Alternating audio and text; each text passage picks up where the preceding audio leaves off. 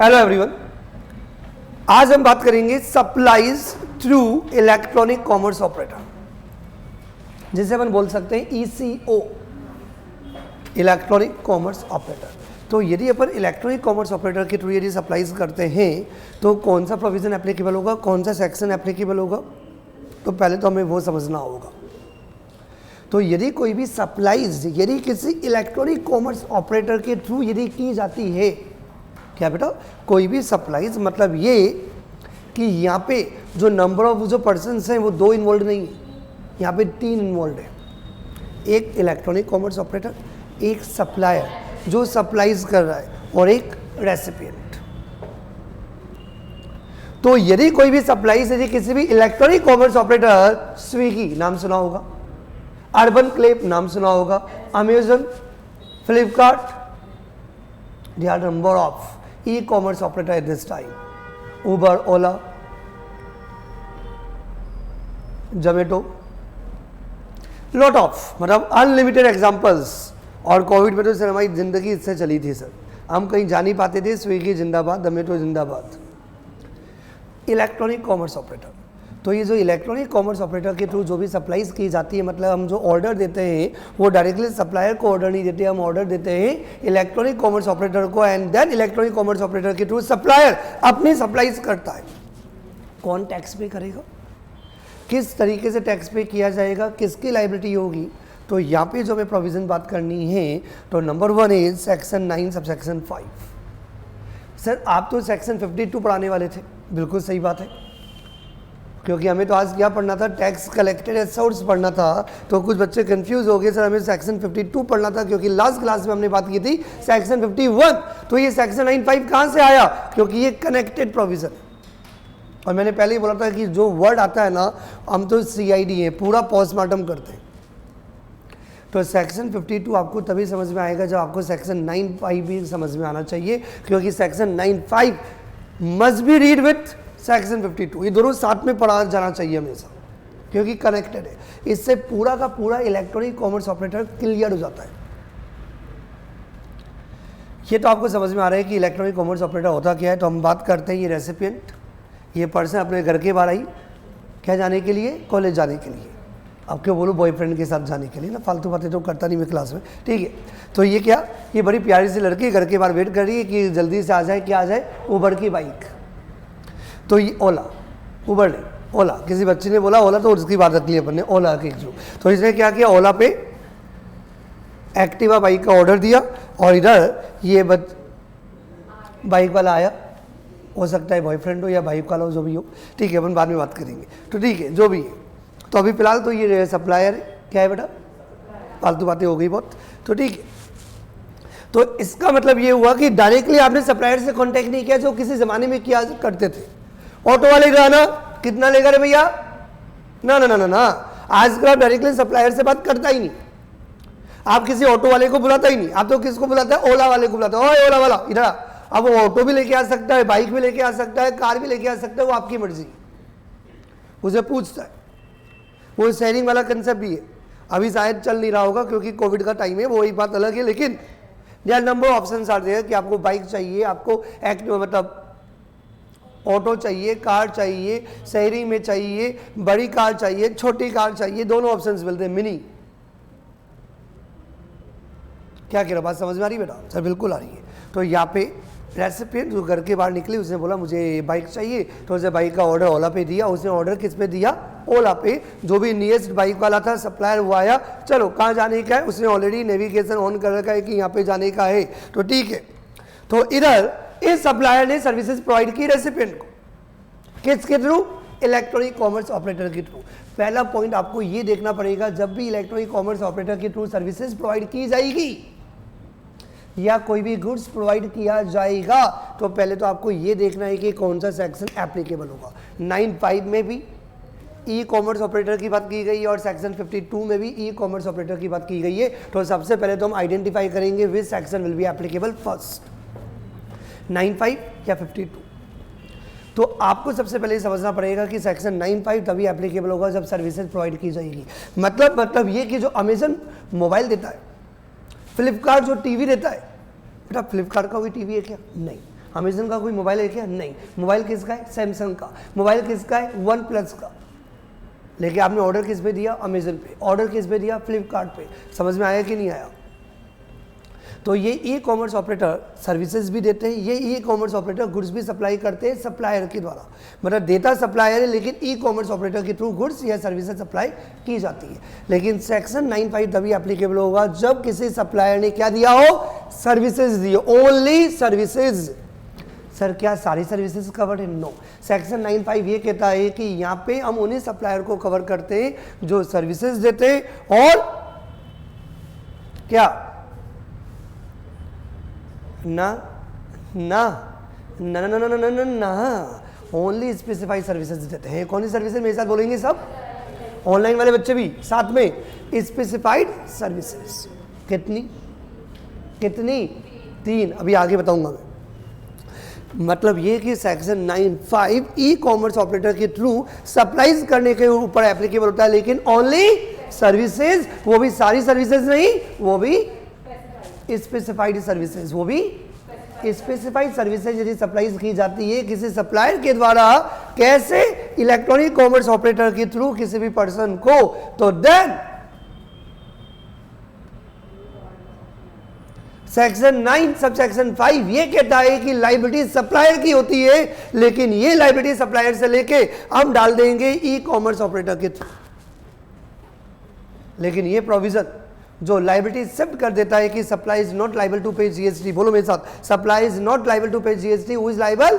ई commerce operator GST pay करेगा। और जब मैंने जीएसटी बोला तो बेटा टीसीएस नहीं बोला, मैंने जीएसटी बोला। तो जीएसटी मतलब जितना भी जीएसटी एप्लीकेबल है 12, 18 या 28 जो भी एप्लीकेबल होगा वो आपको पे करना पड़ेगा। कौन पे करेगा? और उसका क्रेडिट किसको मिल जाएगा? जिन्होंने भी ये बोला है चाटा लगाओ खुद के।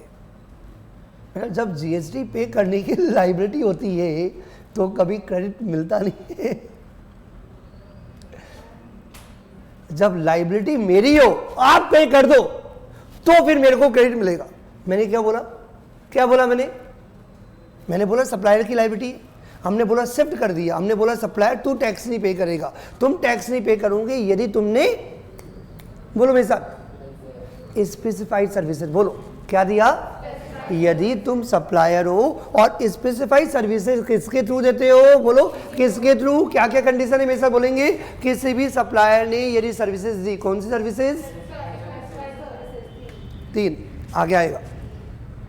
तो यदि इन तीनों में से कोई भी स्पेसिफाइड सर्विसेज यदि आप किसके थ्रू? इलेक्ट्रॉनिक कॉमर्स ऑपरेटर के थ्रू, इलेक्ट्रॉनिक कॉमर्स ऑपरेटर के थ्रू यदि आप प्रोवाइड करते हो तो लायबिलिटी वैसे सप्लायर की है, लेकिन हमने लायबिलिटी सप्लायर से हटा दी, हमने लायबिलिटी सप्लायर से हटा दी, हमने सेक्शन 9 सब सेक्शन 5 बना दिया। हमने बोला कि जीएसटी पे करेगा ओला, उबर। समझ में आया कि नहीं आया? अब सारे ई कॉमर्स ऑपरेटर के नाम नहीं ले सकता, क्यों? क्योंकि the reason behind it is applicable only on specified services, सारी सर्विसेज के ऊपर एप्लीकेबल भी नहीं होता।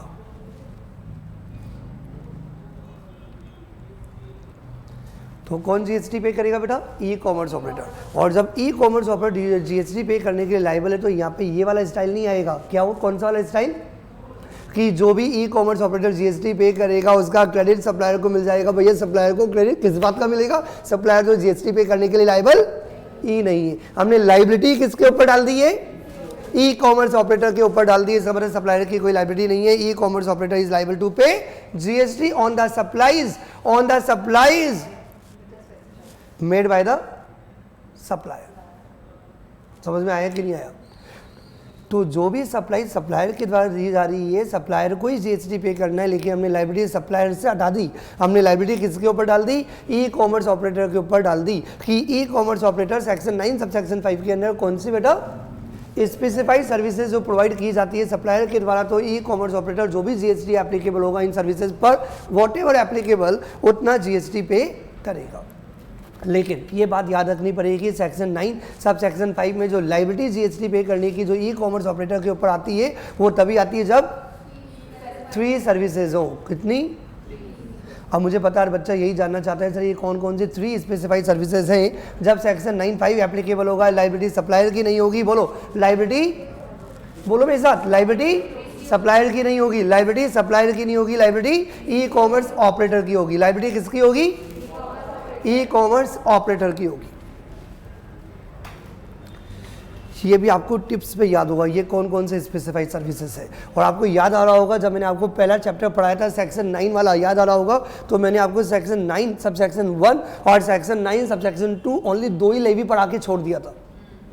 9.3 9.4 अपन रिवर चार्ज वाले चैप्टर के अंदर पढ़ते हैं, और 9.5 मैंने आपको यहाँ पे TCS वाले कंसेप्ट के साथ पढ़ा देता हूँ। तो पूरे सेक्शन 9 के अंदर जो सब सेक्शन 5 है वो पूरे इस तरीके से कवर्ड होते हैं। तो अपन एक साथ नहीं पढ़ते, जहाँ जहाँ जो पॉइंट रेलिवेंट होता है वहाँ अपन कनेक्ट करके पूरा पोस्टमार्टम करके पढ़ते हैं। क्या क्या स्पेसिफाइड सर्विसेज हैं? Number 1 services by the way of, जो मैंने भी एग्जांपल दिया था, by the way of transportation of passengers, by the way of radio taxis, motor cab, maxi cab या मोटरसाइकिल, मोटर बाइक जैसे अपन बोलते हैं। तो आजकल कार भी इन्वॉल्व होती है, बाइक भी इन्वॉल्व होती है। तो यदि इनके थ्रू पैसेंजर को ट्रांसपोर्ट करने की जो भी सर्विसेज प्रोवाइड की जाती है, पैसेंजर की मूवमेंट की जो सर्विसेज प्रोवाइड की जाती है किसी ई कॉमर्स ऑपरेटर के द्वारा, तो then e commerce operator GST pay करेगा। ई कॉमर्स ऑपरेटर जीएसटी पे करेगा, ई कॉमर्स ऑपरेटर जीएसटी पे करेगा, ओला जीएसटी पे करेगा, वो ड्राइवर जीएसटी नहीं पे करेगा। जीएसटी पे करेगा कौन? उबर जीएसटी पे करेगा, ड्राइवर सप्लायर जीएसटी नहीं पे करेगा। कार किसकी? ड्राइवर की। कार किसकी? ड्राइवर की। बाइक किसकी? ड्राइवर की। सप्लाई कौन कर रहा है? ड्राइवर। पर्सन भी बोल सकते हैं, ड्राइवर किसी को बेकार लगे तो, लेकिन जो ड्राइव करता है उसे ड्राइवर ही बोलते हैं। तो ठीक है, क्या बोल रहा हूँ, बात समझ में आ रही बेटा? तो ड्राइवर, वो कार वाला, वो बाइक वाला जीएसटी नहीं पे करेगा, जीएसटी पे करेगा ओला, उबर। समझ में आ गई बात बेटा? रैपिडो अभी नया नया कंसेप्ट और आया है, ये क्या करता है? ये भी कार में नहीं आई, अभी बाइक में आए। अपने को क्या लेना देना, बाइक में आए, कार में आए। लेकिन यस, यदि इनके थ्रू जो भी ड्राइवर्स, सप्लायर्स जो अपनी पैसेंजर को ट्रांसपोर्ट करने की सर्विसेज दे रहे हैं, वो डायरेक्टली गवर्नमेंट को जीएसटी नहीं पे करते। जीएसटी गवर्नमेंट को कौन पे करता है? E commerce operator. कौन जीएसटी पे करता है? E commerce operator. Rapido, Uber, Ola. मैं आपको और पॉइंट एग्जांपल के साथ बता रहा हूं, जिससे कि थ्योरेटिकल आपको कुछ याद करना ही नहीं पड़े। 3 स्पेसिफाइड सर्विसेज है। Now we come to the second one. Second one के अंदर हम बात करेंगे किसकी? मेक माई ट्रिप, कभी नाम सुना होगा। किसकी बात करेंगे अब? ट्रैवेगो। क्या करते हैं ये? आपके होटल्स बुक कराते हैं। क्या होटल इनका ताज है? इनका लीला पैलेस है? नहीं सर, इनका नहीं है भैया। मेक माई ट्रिप वालों का नहीं है, ट्रिवेगो का नहीं है, booking.com का भी नहीं है। आप यहाँ पे जाओ, वो आपको बता देंगे, कंपेयर भी कर देंगे। ये होटल 4000 में मिल रहा है, ये होटल 5000 में मिल रहा है, ये होटल आपको 4000 में मिल जाएगा। इसके नियरेस्ट होटल आपको 1 किलोमीटर के अंदर यही मिल जाएंगे, ये 1500 में भी मिलेगा। ऐसा होता है, मैंने बहुत सर्च किया है। आप डायरेक्टली होटल वालों के पास जाके होटल बुक नहीं करा रहे हो, आप क्या कर रहे हो? किसी ई कॉमर्स ऑपरेटर के पास जाके, जो booking.com हुआ या क्या हुआ बेटा, आपका ट्रिवेगो हुआ या यूके इनसे आपका मेक माई ट्रिप हुआ। तो यदि कोई भी सर्विसेज यदि प्रोवाइड की जाती है, यदि कोई भी सर्विसेज यदि प्रोवाइड की जाती है by the way of accommodation in the hotels, guest houses, clubs, camp site या other commercial places for may be residential purposes या may be for lodging purposes. तो यदि कोई भी सर्विसेज यदि रेजिडेंशियल पर्पसेज के लिए प्रोवाइड की जाती है किसी भी क्लब के द्वारा, किसी भी गेस्ट हाउस के द्वारा या किसी भी होटल्स के द्वारा, किसी ई कॉमर्स ऑपरेटर के थ्रू, तो देन ये होटल वाला जीएसटी नहीं पे करेगा। और जीएसटी कौन पे करेगा? मेक माई ट्रिप। जीएसटी कौन पे करेगा? मेक माई ट्रिप। जैसे आपने क्या किया, एक होटल बुक कराया, आपने होटल बुक कराया तो आपने होटल वाले को ना होटल वाले को नहीं पेमेंट दिया। याद करो, आप जैसे ही मेक माई ट्रिप के थ्रू जैसे ही बुकिंग कराते हो तो मेक माई ट्रिप को जो भी होटल का चार्जेज है 4 दिन का इतना अमाउंट 15,000 रुपये, तो 15,000 पे आपने कर दिया। किसको पे किया? मेक माई ट्रिप। किसको पे किया? booking.com। पे किसको किया? ट्रैवेगो। समझ में आ रहा है कि नहीं आ रहा है? सर बिल्कुल समझ में आ रहा है। तो जो जीएसटी जो पे करेगा ना, वो कौन पे करेगा? मेक माई ट्रिप। होटल वाला जीएसटी नहीं पे करेगा, होटल वाले के द्वारा। लेकिन सर्विसेज होटल वाले के द्वारा प्रोवाइड की जा रही है। सर्विसेज किसके द्वारा प्रोवाइड की जा रही है? गेस्ट हाउसेज के द्वारा प्रोवाइड की जा रही है। सर्विसेज किसके द्वारा प्रोवाइड की जा रही है? लीला पैलेस होटल के द्वारा प्रोवाइड की जा रही है। तो जो भी सर्विसेज ये होटल्स वाली जो प्रोवाइड की जाती है किसी ई कॉमर्स ऑपरेटर के थ्रू, तो ई कॉमर्स ऑपरेटर जीएसटी पे करेगा। लेकिन इसका एक एक्सेप्शन है। एक्सेप्शन ये है कि where the person supplying the such services to the e commerce operator, is liable for registration under section 20 या अंडर सेक्शन 22(1), मतलब ये कि ई कॉमर्स ऑपरेटर जीएसटी पे करने के लिए लाइबल है, तो आप कंपलसरी रजिस्ट्रेशन के अंदर आते ही नहीं हो, क्योंकि सेक्शन 9(5) के अंदर ई कॉमर्स ऑपरेटर को रजिस्ट्रेशन के लिए बोला गया है। जो सप्लायर है उसको नहीं बोला है, सप्लायर को नहीं बोला है। तो जब सप्लायर को नहीं बोला तो सप्लायर रजिस्ट्रेशन नहीं कराएगा, लेकिन सप्लायर का यदि एग्रीगेट टर्नओवर, क्या बेटा बोलो बोलो, वो होटल वाला है ना, होटल वाला, उसका एग्रीगेट टर्नओवर पता है कितना है? 2 करोड़। ताज वाले का 500 करोड़। तो वो जो ताज वाला मेक माई ट्रिप के थ्रू जो सर्विसेज प्रोवाइड करता है, तो कौन जीएसटी पे करेगा? ताज वाला ही जीएसटी पे करेगा, मेक माई ट्रिप जीएसटी नहीं पे करेगा। समझ में आया कि नहीं आया? सर नहीं समझ में आया, ये घूम गए हम। ताज वाला जीएसटी पे करेगा, मेक माई ट्रिप वाला जीएसटी नहीं पे करेगा। क्यों नहीं पे करेगा? क्योंकि ताज होटल ऑलरेडी जीएसटी में रजिस्टर्ड है, क्योंकि उसका एग्रीगेट टर्नओवर 20 लाख, 10 लाख, 40 लाख से ज्यादा है, जो भी एप्लीकेबल है, वो ताज है भैया। एक दिन का ही 30,000 रुपये लेता है वो। क्या कह रहा हूं? लीला पैलेस 16,000 रुपये लेता है भैया। उनकी बात नहीं हो रही है यहाँ पे, किसकी बात हो रही है? मैंने एक नया होटल बनाया, चिन्मय होटल, कोई आता ही नहीं है, उसकी बात हो रही है। चिन्मय गेस्ट हाउस, क्या कह रहा हूं? बात समझ में आ रही है? मेरा नया बिजनेस स्टार्ट किया, चिन्मय गेस्ट हाउस, CGH, चिन्मय गेस्ट हाउस, चिन्मय होटल, नो वन कम्स, खाली पड़ा रहता है फिलहाल। तो हमने क्या किया? हमने कांटेक्ट किया ये मेक माई ट्रिप booking.com, तो बोला 500 रुपये में कोई आ जाओ, 1000 रुपये में कोई आ जाओ। तो अब कोई जीएसटी लगेगा तो जीएसटी कौन पे करेगा? वो मेक माई ट्रिप, वो ट्राइवेगो, और वो booking.com। चिन्मय गेस्ट हाउस, चिन्मय होटल जीएसटी नहीं पे करेगा, क्योंकि वो ऑलरेडी सेक्शन 20 के अंदर रजिस्टर्ड नहीं है, मैंडेटरी वाली लिमिट के अंदर। समझ में आ गई बात? पॉइंट नंबर बी के अंदर आपको याद रखने वाली बात ये है कि ये सर्विसेज स्पेसिफाइड तो है, लेकिन तभी स्पेसिफाइड है जब वो सप्लायर ऑलरेडी जीएसटी में रजिस्टर्ड नहीं है। यदि सप्लायर यदि टर्नओवर के आधार पर जीएसटी में रजिस्टर्ड है तो सप्लायर ही जीएसटी पे करेगा, ई कॉमर्स ऑपरेटर जीएसटी नहीं पे करेगा। ये समझ में आ गई बात बेटा? थर्ड वाला पॉइंट, थर्ड वाले पॉइंट के अंदर अपन किसकी बात कर रहे हैं? अपन बात कर रहे हैं ये अर्बन क्लेब की। किसी ने नाम सुना हो? कितना मजा आता है, आपको कहीं जाने की जरूरत ही नहीं है पार्लर वाले के, पार्लर वाली आजकल घर में आ जाती है भैया, और वो भी स्टैंडर्डाइज्ड कोविड की पालना के अनुसार प्रॉपर अरेंजमेंट लेके आते हैं अपना, क्या बाल काटते हैं, मजा आ जाता है। घर में क्यों जाऊँ? वहाँ पे लाइन में भी लगा लेना पड़ता है, यहाँ पे लाइन में लगाना पड़ता है, टाइम दिया जाता है, घर में आ जाओ भैया, उनको 2 मिनट वेट भी करा लेते हैं। समझ में आ रहा है बेटा? किसकी बात हो रही है? ये प्लम्बर्स, कारपेंटर्स, किसकी बात हो रही है बेटा? प्लम्बर्स हो ना, प्लम्बर। आजकल आपको कोई प्लम्बर बुलाना हो, कारपेंटर बुलाना हो, कोई हाउस कीपिंग वाला बुलाना हो, तो ये जो अर्बन क्लेब्स हुए, ये फॉर एग्जांपल हाउस जॉय हुआ, नाम सुना होगा आपने, अभी तो कोविड के अंदर तो ये बड़े फेमस हो गए ये लोग। क्या कहना चाह रहा हूँ? बात समझ में आ रही बेटा?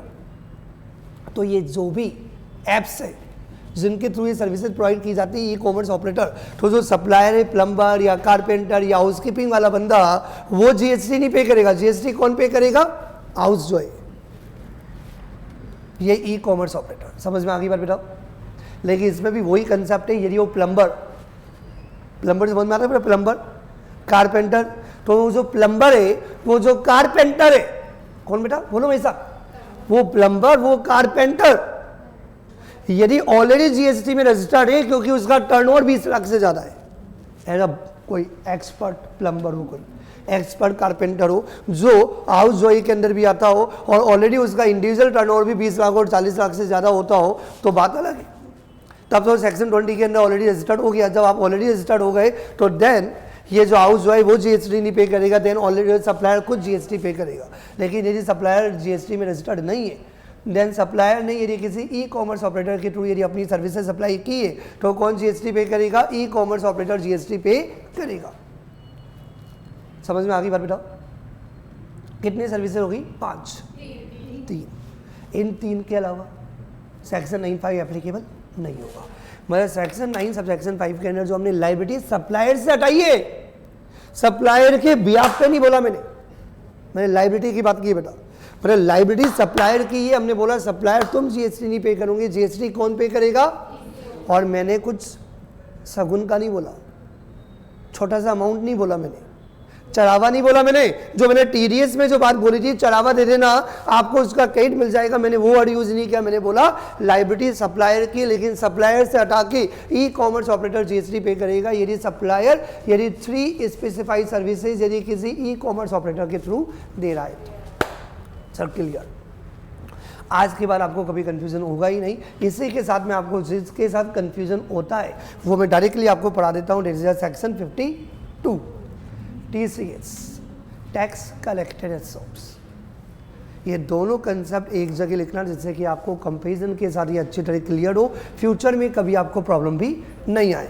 टैक्स कलेक्टेड एट सोर्स, कुछ बच्चों को लग रहा होगा सर ये तो आप ऑलरेडी पढ़ा चुके हो ना बेटा, हमने जो लास्ट क्लास के अंदर जो पढ़ा था वो टीडीएस पढ़ा था सेक्शन 51, और आज जो हम बात कर रहे हैं वो बात कर रहे हैं TCS tax collected at source section 52, section 52। और याद करो बेटा सेक्शन 24 के अंदर क्लियरली दिया हुआ है required to get compulsory registration, मतलब ये बंदा भी सेक्शन 24 के अंदर कंपलसरी रजिस्टर्ड होगा, जो सेक्शन 24 के अंदर 24 नहीं सेक्शन 24 के अंदर जो बंदा TCS कलेक्ट करने के लिए लायबल है उसे रजिस्ट्रेशन कराना पड़ता है।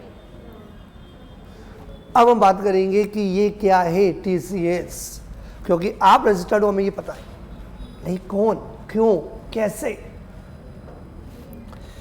Take example, we come to the section 52, practically example बात करेंगे, बहुत डिटेल में नहीं जाएंगे क्योंकि हमें चढ़ावा वाला स्टाइल पता है, लेकिन थोड़ा सा स्टाइल अलग है। कंसेप्ट किन के लिए बना हुआ ये तो आपको समझ में आ ही गया, ई कॉमर्स ऑपरेटर, और ये भी आपको समझ में आ गया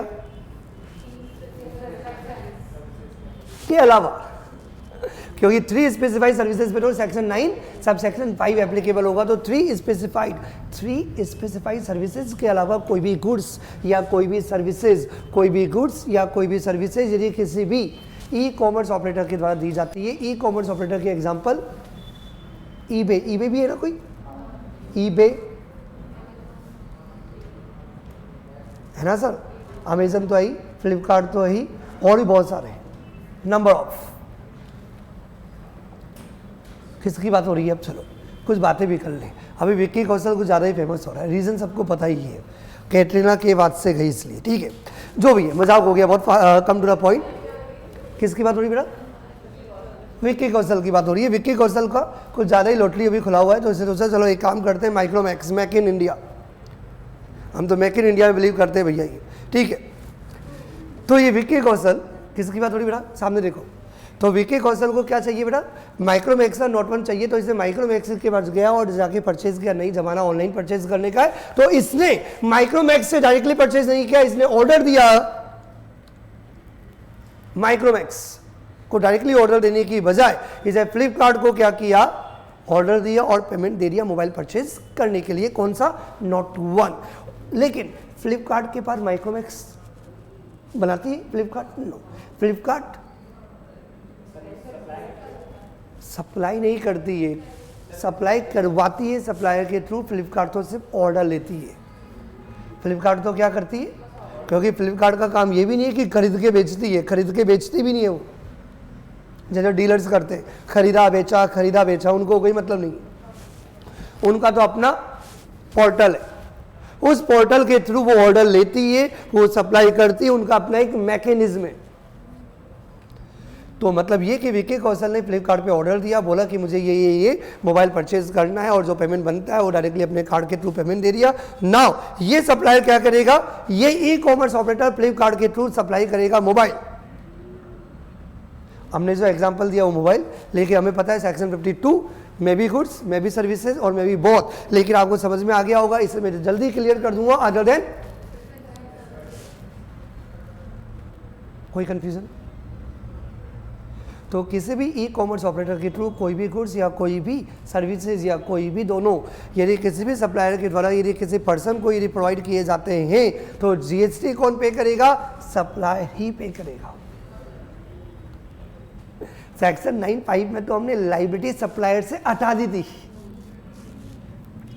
वो कितनी सर्विसेज थी, 3 स्पेसिफाइड सर्विसेज। तो 3 स्पेसिफाइड सर्विसेज में तो लाइबिलिटी ई कॉमर्स ऑपरेटर की है, उनको ही गवर्नमेंट को जीएसटी पे करना है। लेकिन उन 3 स्पेसिफाइड सर्विसेज के अलावा यदि कोई भी गुड्स या कोई भी सर्विसेज यदि किसी भी ई कॉमर्स ऑपरेटर के थ्रू यदि दिया जाता है तो उस पर जो भी जीएसटी बनता है सप्लाईज पर, तो वो जीएसटी कौन पे करेगा? सप्लायर ही जीएसटी पे करेगा। लेकिन लाइबिलिटी सप्लायर की होगी। बोलो, लाइबिलिटी, ऑनलाइन वाले बच्चों की आवाज नहीं आ रही मेरे को, लाइबिलिटी किसकी होगी? जीएसटी कौन पे करेगा? सप्लायर। जीएसटी कौन पे करेगा? सप्लायर। माइक्रोमैक्स डीलर या माइक्रोमैक्स मैन्युफैक्चरर जो भी है वही जीएसटी पे करेगा जो माइक्रोमैक्स दे रहा है। तो देने वाला माइक्रोमैक्स है, लेकिन ऑर्डर किसके थ्रू आया? ई कॉमर्स ऑपरेटर फ्लिपकार्ट के थ्रू। तो यहाँ पे फ्लिपकार्ट जीएसटी नहीं पे करेगा। बोलो मेरे साथ, फ्लिपकार्ट जीएसटी नहीं पे करेगा। जीएसटी कौन पे करेगा? सप्लायर ही गवर्नमेंट को जीएसटी पे करने के लिए लायबल है। तो गवर्नमेंट ने प्रोविजन बनाया, इरा सप्लायर इतना सारा माल किसी ई कॉमर्स ऑपरेटर के थ्रू बेच रहा है और बाद में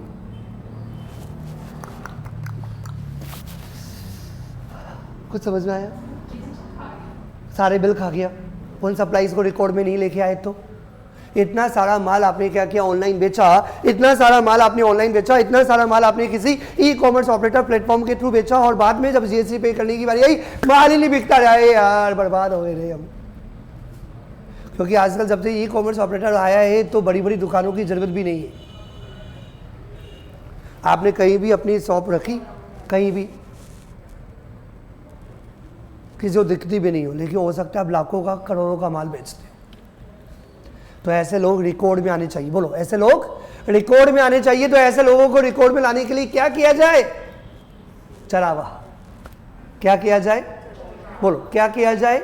चरावा। तो यहाँ पे फिर हमने एक कंसेप्ट बनाया, that is a tax collected as source. E commerce operator payment तुम्हारे पास आ रहा है ना, क्योंकि विक्की कौशल किसको पेमेंट देगा? फ्लिपकार्ट को पेमेंट देगा और डायरेक्टली माइक्रोमैक्स को पेमेंट नहीं देगा। तो इसका मतलब है ई कॉमर्स ऑपरेटर जब आपके पास पेमेंट आ रहा है तो आप एक काम करो, 1% टीसीएस भी कलेक्ट कर लो। ये भी आप रखो अपने पास। कितना परसेंट? 1%।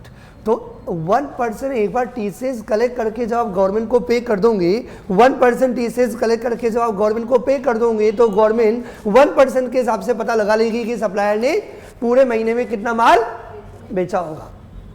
तो सप्लायर तू लोचा करेगा ना बाद में कि मेरा मन बदल गया, मैं ये सप्लाई बताऊंगा ही नहीं, तो तू ऐसा नहीं कर सकता। समझ में आया कि नहीं आया? तो इसे गवर्नमेंट ने कंसेप्ट बनाया कि ई कॉमर्स ऑपरेटर के ऊपर कोई जीएसटी की लायबिलिटी नहीं, लायबिलिटी सप्लायर की होगी। लायबिलिटी सप्लायर की होगी। यहाँ पे जो ई कॉमर्स ऑपरेटर होगा वो ओनली टीसीएस कलेक्ट करेगा at the rate 1%, at the rate 1%, CGST 0.5%, SGST 0.5%, और यदि आईजीएसटी हुआ तो, यदि इंटर स्टेट सप्लाई हुई तो 1%, मतलब टोटल जीएसटी आपका 1% होगा। यदि इंट्रा स्टेट हुआ तो सीजीएसटी एसजीएसटी आधा आधा ले लेना, 0.5, और यदि आईजीएसटी हुआ तो 1%। इस तरीके से आपको क्या होगा? टीसीएस 1% का कलेक्ट करना पड़ेगा। समझ में आया कि नहीं आया बेटा? कितना टीसीएस कलेक्ट किया? 1%। और ये जो 1% का जो टीसीएस कलेक्ट किया तो सप्लाई लायबिलिटी तुम्हारी थी। तो तुम्हारा जब जीएसटी पे करोगे गवर्नमेंट को, तो जो 1% जो टीसीएस कलेक्ट करके गवर्नमेंट को पे कर दिया, किसने पे कर दिया? ई कॉमर्स ऑपरेटर ने। उसका क्या मिल जाएगा? क्रेडिट। किसको मिल जाएगा? सप्लायर को। कहाँ मिलेगा? इलेक्ट्रॉनिक कैश लेजर में। क्या बात है, प्रोविजन भी बनाने लग गया उसका।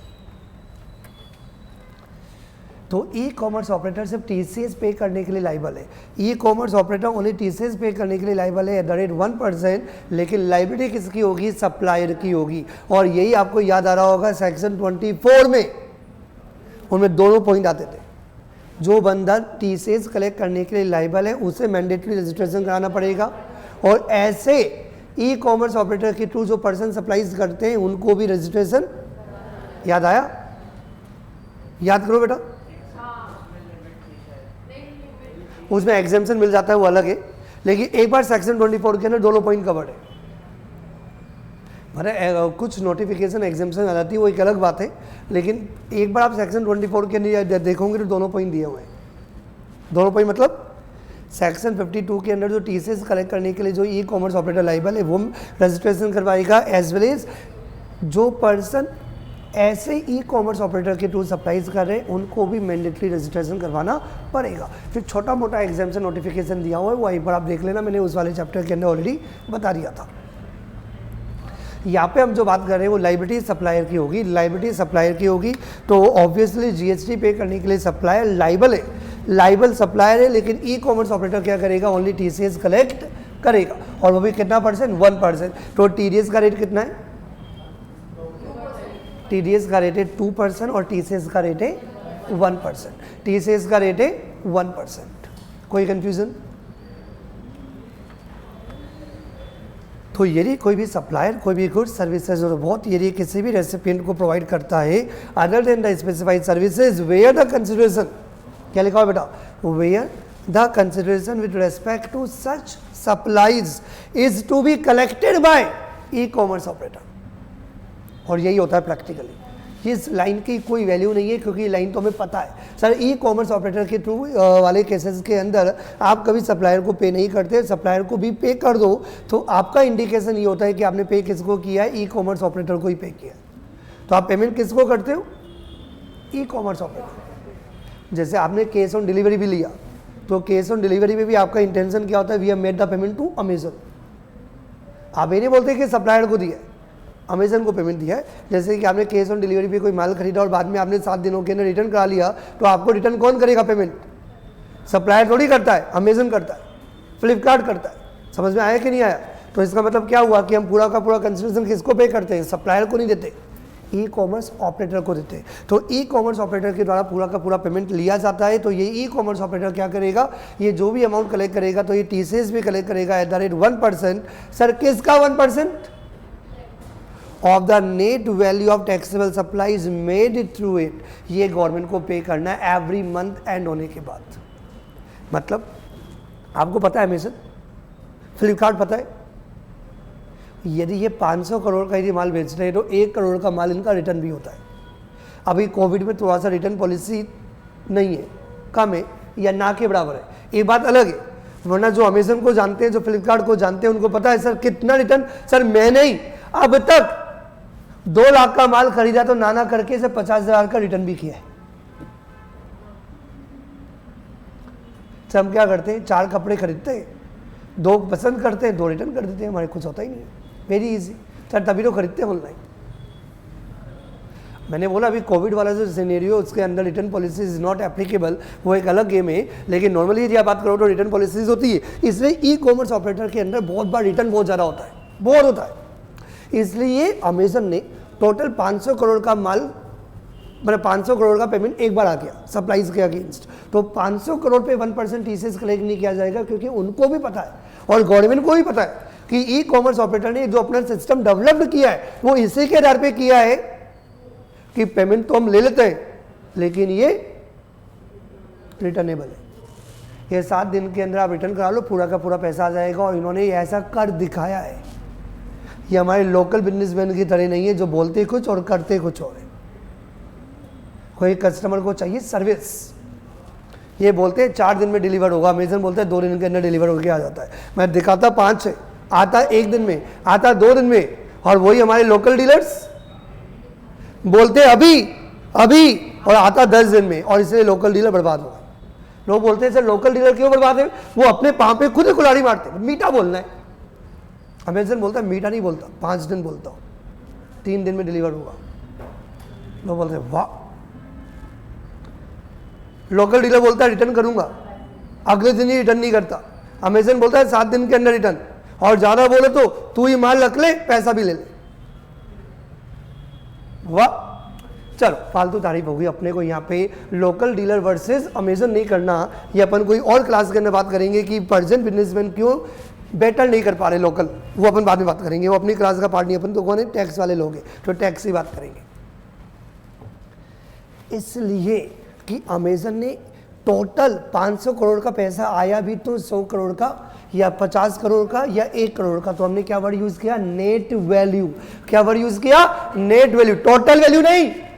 क्योंकि 500 आया भी तो 10 करोड़ का हमने रिटर्न भी कर दिया, पैसा आया वापस से दे दिया क्योंकि उसने माल रिटर्न करवा लिया। समझ में आया बेटा? बिल्कुल आया सर। तो मतलब ये कि ई कॉमर्स ऑपरेटर ने मंथ के अंदर जितना भी अमाउंट कलेक्ट किया उस अमाउंट कलेक्टेड पे 1% माइनस, पूरे पे नहीं, जितना अमाउंट रिटर्न हो गया, जितना अमाउंट वापस दे दिया, वो माइनस करके जो नेट वैल्यू आएगी, तो नेट वैल्यू ऑफ सप्लाईज जो भी ई कॉमर्स ऑपरेटर के थ्रू की गई है, तो ई कॉमर्स ऑपरेटर उसके ऊपर 1% टीसीएस कलेक्ट करके गवर्नमेंट को पे करेगा। ये समझ में आ गया? और जितना टीसीएस ई कॉमर्स ऑपरेटर ने गवर्नमेंट को पे किया, ध्यान से देखो बेटा, वो सप्लायर कौन है? माइक्रोमैक्स को क्या मिल गया? TCS paid by the e-commerce operator available as credit in the electronic cash ledger of the supplier। और सप्लायर उसका क्या मिलता है? क्रेडिट ले लेता है, उसका बेनिफिट मिल जाता है क्योंकि ये टैक्स किसका है? ये सप्लायर का ही है। कोई कंफ्यूजन? अब एक डाउट ये आता है, sir what do you mean by the net value of taxable supplies? मतलब एग्जाम सप्लाई के ऊपर तो ऑब्वियसली टीसीएस कलेक्ट करने का कोई मतलब नहीं है, तो टैक्सेबल सप्लाईज होनी चाहिए, लेकिन नेट वैल्यू होनी चाहिए, मतलब टोटल में से जितना रिटर्न हो गया वो माइनस कर दो। तो net value of taxable supplies is equal to aggregate value of the taxable supplies of the goods और services of both but other than. कोई बताएगा ये अदर देन क्यों लिखा हुआ है? सर सेक्शन 9(5) के अंदर जो 3 स्पेसिफाइड सर्विसेज कवर्ड है सर, वहाँ तो ई कॉमर्स ऑपरेटर खुद ही जीएसटी पे करने के लिए लायबल है, और जब वो खुद ही जीएसटी पे करने के लिए लायबल है तो चढ़ावा खुद का ही चढ़ाएगा। खुद पे ही डाउट है नहीं है ना? यस, तो ये तो आपको इम्प्लाई रही, तो आपको ध्यान रहेगा ही।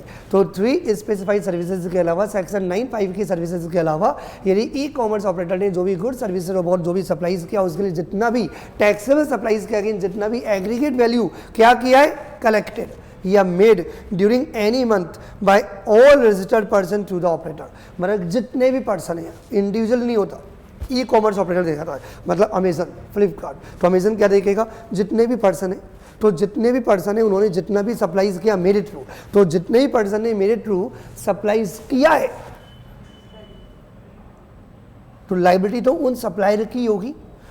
उनके थ्रू जितना भी अमाउंट कलेक्ट हुआ तो उस अमाउंट में से जितना अमाउंट हमने रिटर्न कर दिया, जितना सप्लाईज रिटर्न हो गया, उसका वैल्यू माइनस करके जो डिफरेंट अमाउंट आएगा उस अमाउंट पर 1% टीसीएस कलेक्ट करके गवर्नमेंट को पे कर देगा।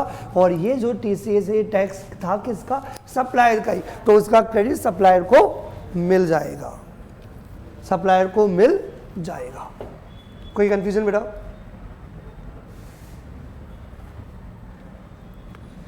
क्योंकि लायबिलिटी सप्लायर की ही है, मैं बार बार बोल रहा हूँ, लायबिलिटी सप्लायर की ही है, और लायबिलिटी सप्लायर की है तो जीएसटी भी सप्लायर ही पे करेगा। यहाँ पे हमारा सप्लायर रजिस्टर्ड पर्सन है, वो जीएसटी पे करता है, उसी का 1% नेट वैल्यू पर टीसीएस ई कॉमर्स ऑपरेटर गवर्नमेंट को पे कर देता है, उसका क्रेडिट सप्लायर ले लेता है।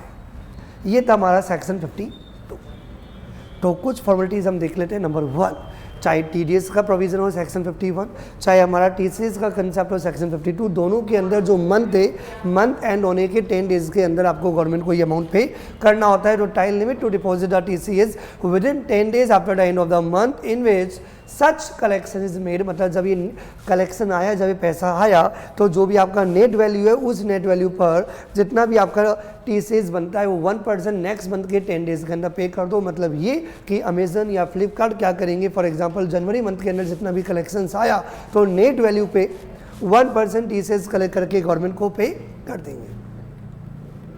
फाइलिंग रिक्वायरमेंट, क्योंकि इनकी जो फाइलिंग रिक्वायरमेंट है उसी के हिसाब से सप्लायर को भी क्या मिलता है? टीसीएस सर्टिफिकेट मिलता है। उसको जितना टीसीएस ई कॉमर्स ऑपरेटर ने पे किया उसको क्या मिलेगा? इलेक्ट्रॉनिक कैश लेजर के अंदर क्रेडिट भी मिलेगा। तो इनके ऊपर कुछ फॉर्मेलिटीज़ है बताने की। क्या? Number 1, furnish monthly e statement in the form number GSTR 8। Form number GSTR 8 के अंदर आपको एवरी मंथ, मतलब जनवरी, फरवरी, मार्च, हर महीने आपको एक ई स्टेटमेंट देना पड़ेगा। कितने टाइम पीरियड के अंदर? जैसे कि फॉर एग्जांपल जनवरी का है तो जनवरी का आप क्या करोगे? जनवरी का टीसीएस फरवरी में 10 तारीख को पे कर दो, और जनवरी का टीसीएस का जो डिटेल्स है वो डिटेल्स भी ई स्टेटमेंट के अंदर मंथली ई स्टेटमेंट के अंदर 10 डेज के अंदर 10 फरवरी तक आप क्या कर दो, गवर्नमेंट को फाइल कर दो on the GST common portal. इसके अंदर लिखा हुआ क्या होगा, वही जो तुम्हारे दिमाग में आ रहा है। आप टीसीएस गवर्नमेंट को पे करोगे तो आप क्या बताओगे कि टोटल वैल्यू आपने कितना कलेक्ट किया, उसमें से कितना आपने रिटर्न कर दिया। तो सिंपल सी बात है, आपकी आउटवर्ड सप्लाईज क्या है, ऑफ द गुड्स और सर्विसेज और बहुत affected rate, supplies of the goods और सर्विसेज रिटर्न, और कितना आपने अमाउंट कलेक्ट किया, और जितना अमाउंट आपने कलेक्ट किया उसमें 1% टीसीएस आपको कलेक्ट करके गवर्नमेंट को पे करना है। मतलब जितना भी net value of the supplies आपकी की जा रही है, तो जो भी net value of the supplies है उसके ऊपर आपको क्या करना है, टीसीएस पे करना है। कोई कंफ्यूजन? इसके अलावा ये तो एवरी मंथ होगा, मतलब अप्रैल, मई, जून, जुलाई, अगस्त, सितंबर, अक्टूबर, नवंबर, दिसंबर, जनवरी, फरवरी, मार्च, तो एवरी मंथ 12 महीने करने के बाद जब आपका फाइनेंशियल ईयर एंड होगा, तो फाइनेंशियल ईयर एंड होने के बाद जैसे कि आपका फाइनेंशियल ईयर यदि 21-22 है तो 21-22 कब एंड होगा बेटा, 31 मार्च 2022। इसकी एनुअल रिटर्न फाइल कब की जाएगी, तो ऑब्वियसली तो 31 दिसंबर 2022 मतलब फाइनेंशियल ईयर 21-22 का आपको एक एनुअल स्टेटमेंट भी देना पड़ेगा फॉर्म नंबर GSTR 9B के अंदर अप टू 31 दिसंबर। समझ में आया कि नहीं आया? मतलब 2021-2022 का एवरी मंथ तो आपको मंथली स्टेटमेंट तो देना ही है डिटेल्स का कि आपकी आउटवर्ड सप्लाईज कितनी की जा रही है, उसमें कितना माल रिटर्न हो गया, कितना अमाउंट कलेक्ट हुआ, वो डिटेल्स तो आपको देना ही है। उसके अलावा पूरे एवरी ईयर का क्या बेटा, एवरी ईयर का भी आपको क्या करना पड़ेगा, 31 दिसंबर तक आपको एनुअल स्टेटमेंट फाइल करना पड़ेगा। तो furnish an annual statement in a form number GSTR 9B up to the 31st December following the end of the financial year। Content क्या करेगा, नंबर 1 आउटवर्ड सप्लाईज, नंबर 2 कितना सप्लाईज में से return हो गया, थर्ड कितना अमाउंट आपने collect किया। अब नाउ इधर ई कॉमर्स ऑपरेटर ने, जो मेन पर्पज था टीसीएस बनाने का वो यही था कि एक बार ई कॉमर्स ऑपरेटर ने क्या किया, माना कि आउटवर्ड सप्लाईज बता दिया 1% का टैक्स देके, तो उससे हमें अपने आप पता चल जाता है कि सप्लायर का आउटवर्ड सप्लाईज कितना होगा। और जब ये 1% टीसीएस कलेक्ट करता है तो पता चल जाता है कि कितना आउटवर्ड सप्लाईज है।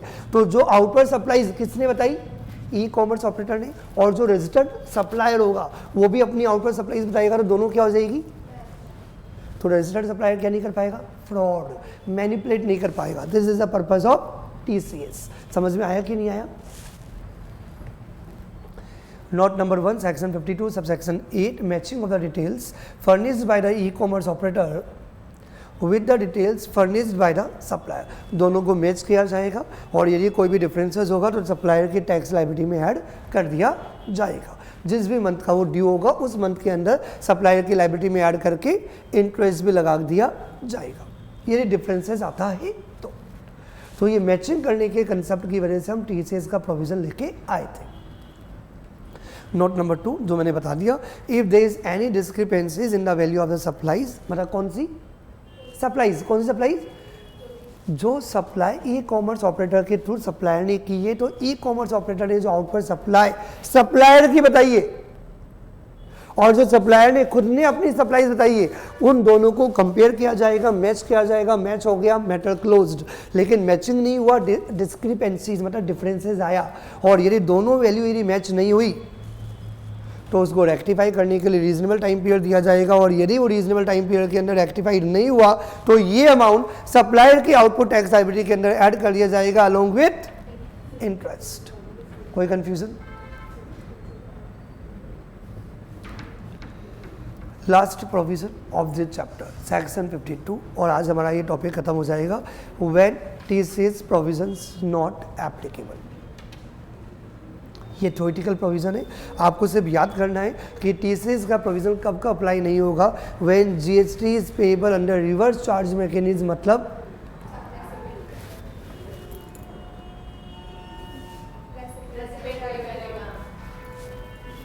ये नॉर्मली जब सप्लायर जीएसटी पे करता है तो हमने ई कॉमर्स ऑपरेटर को बोला कि सप्लायर का 1% का चढ़ावा गवर्नमेंट को दे देना, जो अमाउंट तुम्हारे पास आता है, जो अमाउंट कलेक्ट करते हो, क्योंकि तुम किससे अमाउंट लेते हो, रेसिपिएंट से, तुम्हारे पास ही पैसा आता है, सप्लायर के पास तो आता ही नहीं है, तो 1% का टीसीएस भी रखना है।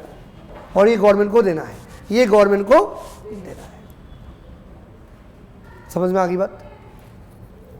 लेकिन यदि रेसिपिएंट जीएसटी पे करने के लिए खुद ही लाइबल है, क्योंकि ये जो सर्विसेज है या गुड्स है ये रिवर्स चार्ज मैकेनिज्म के अंडर कवर्ड है, तो यदि जीएसटी रिवर्स चार्ज मैकेनिज्म में रेसिपिएंट को यदि पे करना है तो ई कॉमर्स ऑपरेटर को 1% टीसीएस कलेक्ट करने की जरूरत नहीं है, टीसीएस का प्रोविजन एप्लीकेबल नहीं होगा। नंबर 1, यदि एग्जाम सप्लाई तो एग्जाम सप्लाई के ऊपर भी, क्योंकि जीएसटी लगता ही नहीं है, तो एग्जाम सप्लाई के ऊपर भी टीसीएस 1% कलेक्ट नहीं किया जाएगा। और जो भी गुड्स और सर्विसेज इंपोर्ट की जाती है उनके ऊपर भी 1% टीसीएस कलेक्ट नहीं किया जाएगा। कितने पॉइंट हो गए? 3। वापस से रिकॉल करेंगे सब। जब रेसिपिएंट जीएसटी पे करने के लिए लाइबल है, टीसीएस कलेक्ट नहीं होगा। एग्जाम सप्लाई के ऊपर टीसीएस कलेक्ट नहीं होगा क्योंकि जीएसटी लगता ही नहीं है। और जो गुड्स इंपोर्ट किए जाते हैं तो इंपोर्ट ऑफ गुड्स और सर्विसेज के ऊपर भी टीसीएस के प्रोविजंस एप्लीकेबल नहीं होंगे। उम्मीद है कंसेप्ट समझ में आया। Have a good day to all of you.